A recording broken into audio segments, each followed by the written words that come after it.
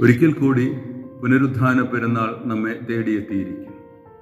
മരണത്തിൻ്റെ മണമുള്ള പെസഹായിക്കും, ചോദ്യങ്ങളുടെ ദുഃഖവെള്ളിക്കും, മൗനത്തിൻ്റെ ദുഃഖശനിക്കും ശേഷം പ്രതീക്ഷയുടെ ഒരു പൊൻപുലരി.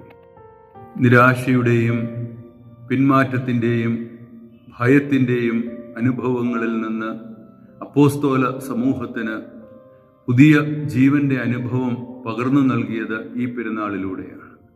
നാം ജീവിക്കുന്ന സാഹചര്യങ്ങളിലും നമ്മുടെ എല്ലാവരുടെയും ഭയത്തെയും നിരാശകളെയും പിന്മാറ്റങ്ങളെയും മാറ്റി ക്രിസ്തുവിനോട് കൂടെ ജീവിക്കുവാനും ക്രിസ്തുവിൻ്റെ ഉയർപ്പിൽ പ്രത്യാശയോടെ ആയിരിക്കുവാനും ഈ പെരുന്നാൾ നമ്മെ സഹായിക്കട്ടെ.